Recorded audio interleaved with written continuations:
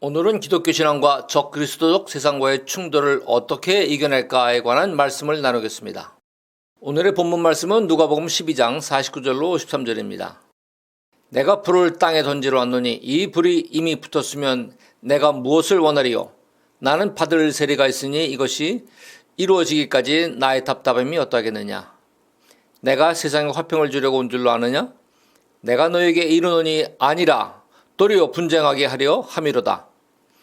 이후부터는 한 집에 5사람이 있어 분쟁하되 셋이 둘과 둘이 셋과 하리니 아버지가 아들과 아들이 아버지와 어머니가 딸과 딸이 어머니와 시어머니가 며느리와 며느리가 시어머니와 분쟁하리라 하시니라. 예수님께서는 부활 승천하시기 전까지 마지막 시대의 징조들에 대해 제자들에게 가르치셨습니다. 그리고 주님은 마지막 때가 되면 심판주로 이 땅에 다시 오시겠다는 약속도 하셨지만 재림하시는 그날과 그때는 아무도 모르나니 하늘의 천사들도 아들도 모르고 오직 아버지만 아시느니라 하고 마태복음 24장 36절에서 말씀하였습니다. 그 이후 지금까지 인류의 역사가 진행되면서 수많은 전쟁, 온역, 기근, 천재지변 등과 같은 거대한 이벤트가 오래 진행될 때마다 연약한 인간들은 지금이 말세인가 보다라는 생각을 하면서 지금까지 살아왔습니다. 그러나 오늘날에는 교만한 인간들이 급속히 발전하는 최첨단 과학과 기술을 가지고 인간 스스로가 인류와 세상을 구할 수 있다는 생각을 가지고 다양한 연구와 논의와 협력을 하고 있습니다. 현재 전 세계가 겪고 있는 경제적 양극화 문제, 기후 문제, 팬데믹 재발 위기, 인구 폭발, 그에 따른 자원의 고갈과 환경오염, 심지어 소행성 충돌 가능성 등의 문제까지 해결하려는 유사일의 가장 높은 수준의 초국가적 협력의 시도가 국제기구 안에서 다양하게 이루어지고 있습니다. 대표적인 것이 세계경제포럼입니다. 스위스의 작은 도시 다보스에서 개최되기 때문에 다보스 포럼이라고 불립니다. 여기에 전 세계의 정치, 경제, 사회, 문화, 과학, 미디어 등의 영향력 있는 리더들이 모여서 정해진 의제들에 대해 논의를 하고 결정된 사안들은 유엔으로 넘어가서 그 사안들이 구체적인 실행 계획으로 수립되면서 전 세계 각국 정부로 하달되며 일반인들은 잘 모르지만 지구적 프로젝트들이 진행되어 가고 있습니다. 구글에 들어가서 더 2030 어젠다를 입력하면 2030년까지 지속 가능한 개발을 통해 세상을 바꾼다는 웹사이트가 나타나는데 그 안에서 방대한 정보를 얻을 수 있습니다. 거기에 지속 가능한 개발의 17가지 지구적 의제들이 있습니다. 대표적인 몇 개의 의제를 언급하면 가난과 기아 해소, 성평등, 기후행동, 불평등 해소, 지속 가능한 도시와 커뮤니티 등이 있습니다. 겉으로 보이는 의제는 아주 멋지고 미래의 소망을 주는 것 같지만 구체적인 내용으로 들어가면 전 세계가 통합되어야 하는 단일 세계정부 탄생의 절대적 필연성이 감지되고 이러한 의제를 효과적으로 전 세계에 실시하기 위한 강력한 통치 권력이 필요함을 느낄 수 있을 겁니다.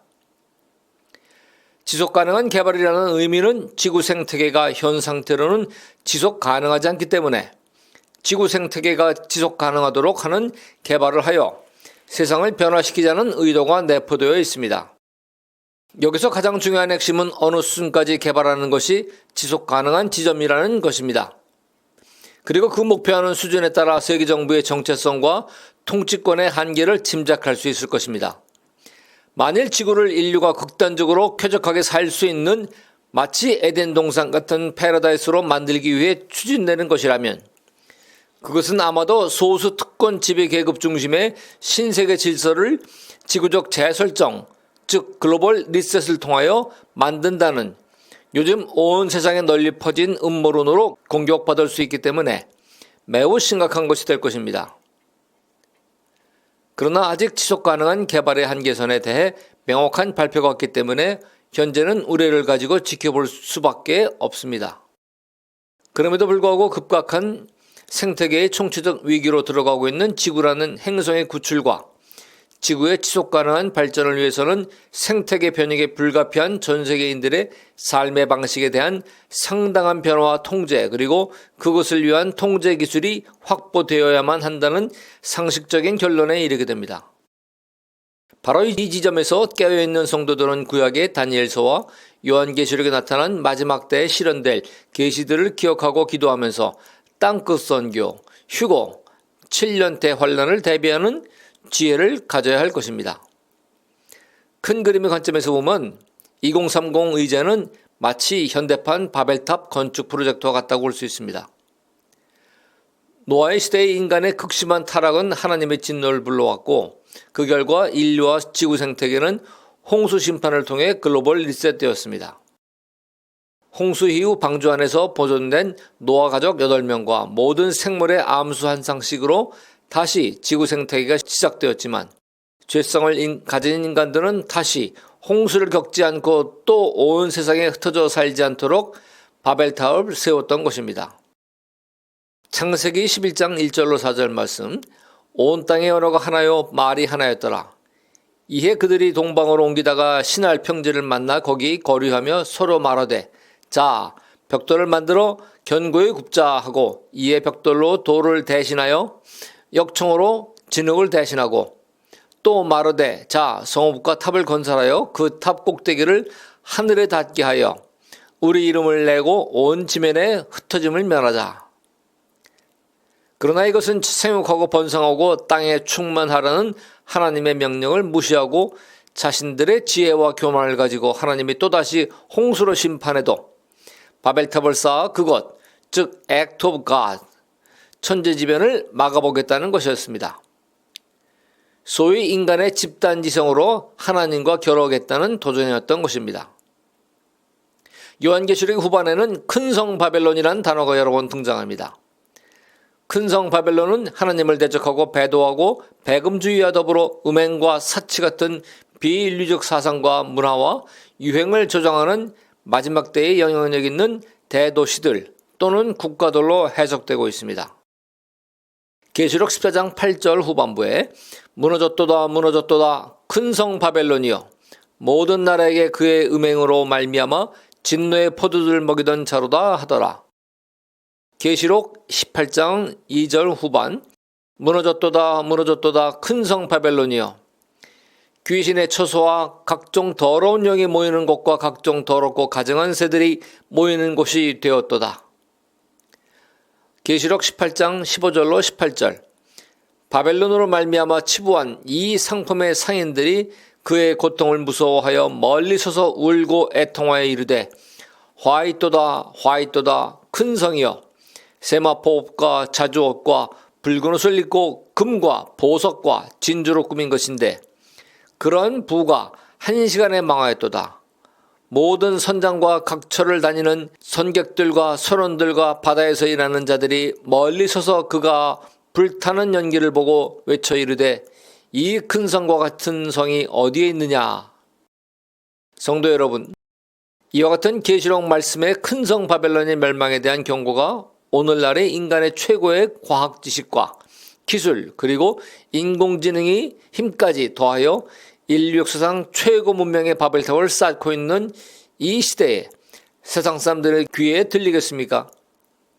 아마도 오늘날의 고등교육받은 거의 대부분의 성도들까지도 영적으로 깨어있지 않으면 계시록의 경고의 말씀이 귀에 들리지 않을 것입니다. 사실 예수님의 재림이 언제일지 다음 주, 몇 달 후, 몇 년 후, 수십 년 후, 아니면 그보다 더 늦을 즈음 아무도 모릅니다.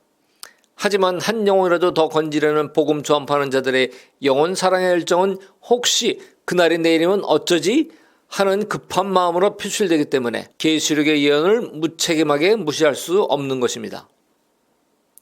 오늘의 본문 누가복음 12장 49절로 51절에 바로 전단락인 35절로 48절에서 예수님은 그분의 재림에 대해 준비하는 성도들의 자세에 대해 세 가지로 비유로 가르치십니다. 첫째로 밤중에 집주인이 올 것을 대비하여 깨어 기다리는 종, 둘째로 선한 청지기로서 하나님께서 맡겨주신 일을 지혜롭고 충성되게 일하는 종, 셋째로 주인의 뜻을 알고 미리 준비하여 주인의 뜻대로 행하는 종입니다. 이 세 가지 비유의 말씀에 이어서 준 예수님은 오늘 주제의 말씀인 신앙과 마지막 때의 적그리스도적 세상과의 충돌에 대해서 가르치십니다. 따라서 연결된 두 단락의 말씀은 예수님이 다시 오실 때에 세상에서 어떤 일이 일어날지에 대한 가르침이며 오늘날의 교회에도 적용되는 말씀입니다. 전부터 일관되게 말씀드렸듯이 세상뿐 아니라 교회에서도 이성주의, 합리주의, 인본주의, 과학주의가 뒤덮은 이 때에 정통 복음주의를 주장하는 것은 언제나 조롱받고 그래서 힘들고 외로운 길을 가는 것입니다. 특히 한국인의 교육 열정과 교육 수준은 세계 최고 수준이고 남의 시선을 많이 의식하는 국민적 성향 때문에 이성적인 신앙을 견지하려는 성도가 많습니다. 그래서 순수한 복음주의 신앙을 지키는 성도가 많지 않습니다. 남자 성도들은 더욱 그러한 경향을 보입니다. 어리석고 비이성적인 성도로 보이기 싫기 때문입니다. 예수님은 본문 49절에서 내가 불을 땅에 던지러 왔노라 하십니다. 그리고는 51절에서 내가 세상에 평화를 주러 온 줄로 아느냐? 도리어 분쟁하게 하려 함이로다 라고 말씀하십니다. 이 말씀에서 우리는 쉽게 신자와 불신자 사이에 필연적으로 발생할 분쟁과 충돌을 알 수 있습니다. 예수님이 땅에 던지신 불의 의미는 무엇이겠습니까? 여러 가지로 해석이 될 수 있지만 먼저 생명의 진리가 메마르고 죄악이 가득한 세상에 던져진 예수님의 진리의 복음이라고 할 수 있습니다. 복음에는 하나님의 의가 나타난다고 로마서 1장 17절을 말합니다. 하나님의 의는 진리와 거룩 그리고 심판을 드러냅니다. 따라서 진리가 메마른 땅에 떨어진 복음은 세상을 심판하는 거룩한 하나님의 의가 나타나서 죄악들을 소멸하는 불이 되는 것입니다. 그러면 이 땅의 권세를 가지고 있는 사단과 악한 영의 세력들은 요동치며 성도들을 대적하며 충돌하게 됩니다. 그 결과 진리의 복음을 신실하게 믿는 성도들은 세상으로부터 조롱, 멸시, 환난 그리고 핍박까지 받게 되는 것입니다. 그런데 이러한 분쟁과 충돌의 시작은 사회의 가장 작은 단위인 가정에서부터 시작된다고 오늘의 본문 누가복음 12장 51절 53절에서 예수님은 분명히 말씀하셨습니다. 한편 마태복음의 기록자도 마태복음 10장 35절로 36절에서 내가 온 곳은 사람이 그 아버지와 그리고 딸이 그 어머니와 며느리가 시어머니와 불화하게 하려 함이니 사람의 원수가 자기 집안 식구니라고 예수님께서 말씀하셨다고 기록하고 있습니다. 사람의 원수가 자기 집안 식구랍니다. 정말 놀랍지 않습니까? 실제로 여러분 사회생활하면서 주변 사람들과 자주 싸우십니까? 안 그렇지요? 그런데 집에서는 사소한 일로 가족들과 자주 말다툼하죠. 과거 미국의 어느 사탄교회에서 아주 높은 제사장급 지위에 있던 사람이 폭로한 것으로 사탄은 교회와 성도를 파괴하기 위한 전략 가운데 가장 기본적이고 핵심적인 전략으로서 가정 파괴가 있다고 했습니다.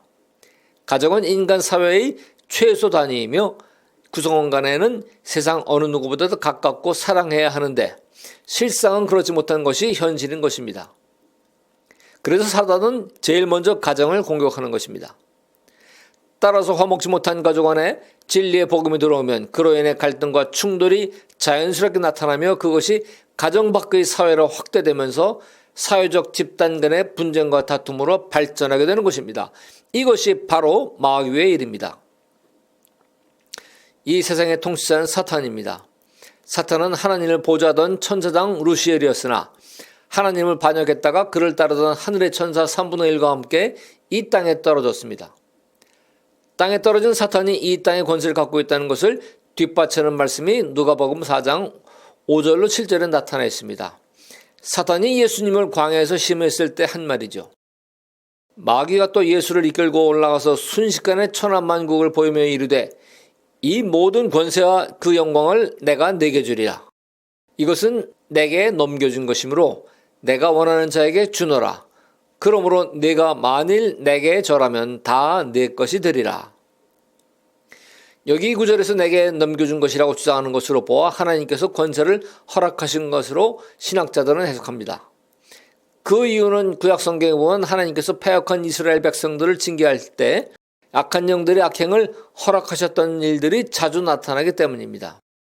전에도 말씀드렸듯이 예수 믿고 구원받으면 초기에는 기도응답도 잘 받고 축복도 임하다가 어느 시점에 이르면서부터는 이해할 수 없는 어려움과 고난이 다가오면서 믿음과 영의 성장을 위한 훈련이 시작되는 곧 성화의 단계로 진입하게 됩니다. 여기서 겪는 어려움, 고난, 핍박 등의 대부분은 악한 영들이 개입에 의해 일어나는 것을 우리는 알아야 합니다. 우리의 죄와 허물의 틈을 타고 악한 영이 들어오기도 하지만 또한 하나님이 허락하신 가운데 악한 영의 공격이 있기도 한 것임을 성도들은 알아야 합니다. 그 대표적인 예가 욥기서의 주인공 욥입니다. 오늘날의 서방세계의 뉴스를 접해보면 이게 정말 사실일까 하는 의문이 들 때가 너무나 많습니다. 힘이 있는 권력 집단이 거짓을 진실로 미디어에서 왜곡시켜 놓고 나서 반대 진영에서 진실을 말하면 그것을 가짜 뉴스라고 삭제하고 차단해버리는 일들이 거의 매일 다양한 미디어를 통해 전파되고 있습니다. 이제는 AI 기술, 특히 생성형 AI가 나오면서 거짓된 정보를 진짜처럼 보이고 들리도록 영상과 음성을 감쪽까지 조작하여 국민을 기만하는 시대에 살고 있습니다. 정말 갈수록 진리와 비진리의 구별이 거의 불가능할 정도로 세상의 혼탁과 혼돈 속으로 깊이 빠져들고 있습니다. 정말 예수님께서 속히 다시 오시길 바라는 마음이 간절합니다. 예수님이 재림하시면 궁극적으로 진리와 비진리를 구분하는 심판, 죄악을 심판하신 후에 영원한 평화와 행복이 구원받은 성도들에게 찾아올 것이기 때문입니다. 그러므로 예수 그리스도를 통해 진리의 복음을 이미 체험한 성도들은 거짓 진리와의 투쟁을 이겨내고 진리를 땅끝까지 확산시키는 선교적 사명을 감당해야 합니다. 또한 마지막 시대에 겪게 될 모든 환난과 핍박과 연단에 대비할 수 있는 하나님의 전신갑주를 입고 세상의 거짓과 비진리에 굴복하지 않는 성도가 되어야 하는 것입니다. 마태복음 10장 34절 말씀입니다.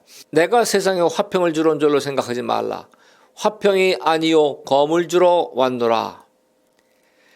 지금까지 예수님께서 땅에 던지신 불을 진리의 복음의 관점 위주로 해석했지만 또 다른 관점에서는 불은 진리의 복음이 불러온 신자와 불신자 간의 적대감, 분쟁, 충돌로 이해될 수 있습니다. 성도는 불신자들과 조성된 적대감을 두려워해서는 안 됩니다. 적대감의 배경에는 악한 영들이 있기 때문입니다. 구원받은 성도는 예수님께서 십자가 위에서 사탄을 이미 이기셨기 때문에 하나님의 자녀로서의 권세를 가진 성도는 불신자들의 배후에 역사하는 악한 영들을 절대로 두려워하면 안 되는 것입니다. 반면에 성도는 대적하는 불신자들을 미워하지 마시기 바랍니다. 오히려 우리의 감정과 반대로 그들을 사랑할 수 있는 지혜와 방법을 얻도록 주님께 구해야 합니다. 악한 영과 싸울 때 반드시 잊지 말아야 할 것은 우리의 감정이 이끄는 대로 행동하면 절대로 안 됩니다. 성도는 자신의 감정과 생각을 거슬러 반대로 말하고 행동하는 훈련이 되어야 합니다. 그래야 우리를 대적하는 영혼을 도리어 구원할 수 있는 기회를 얻을 수 있게 되는 것입니다. 사랑은 모든 것을 이깁니다. 우리에게 오는 핍박을 용서와 사랑으로 이기십시오. 마지막 때는 성도가 조롱, 핍박, 협박, 그리고 비난 등을 받는 것을 당연한 것처럼 여길 수 있는 담대한 영성훈련을 평소부터 하시길 권고해 드립니다. 아주 작은 것으로부터 참고 극복하고 용서하고 사랑하려는 훈련을 쌓아가시기 바랍니다. 최우선으로 자신의 가족들과 그리고 가까운 친구들, 이웃들, 그리고 직장 동료들까지 확장하여 열심히 훈련하십시오. 온 천하보다도 더 귀한 한 영혼을 진리의 복음과 사랑을 가지고 영원한 사망으로부터 구하는 것은 성도가 하늘 상급을 쌓을 수 있는 최고의 기회임을 믿으시기 바랍니다. 끝으로 말라기서 마지막 장 마지막 2절의 말씀으로 오늘의 말씀을 마치겠습니다. 말라기서 4장 5절 6절 보라 여호와의 크고 두려운 날이 이르기 전에 내가 선지자 엘리야를 너에게 보내리니 그가 아버지의 마음을 자녀에게로 돌이키게 하고 자녀들의 마음을 그들의 아버지에게로 돌이키게 하리라. 돌이키지 아니하면 두렵건대 내가 와서 저주로 그 땅을 칠까 하노라 하시니라. 마지막 때 사탄은 인간 사회의 최소 단위인 가정을 깨뜨리기 위해 혈안이 되어 있습니다. 크고 두려운 날 곧 예수님의 심판주로 다시 오시는 날이 이르기 전에 성도들은 가정 안에서 부모는 자녀들을 더욱 사랑하고 자녀들은 부모를 공경하는 아름답고 사랑에 넘치는 가정을 튼튼히 구축하시기 바랍니다. 그리하여 마지막 때 악한 영들과 타락한 세상의 온갖 시험과 공격을 이기고 승리하는 사랑과 진리의 가정이 모두 되시길 기도합니다. 아멘. 할렐루야.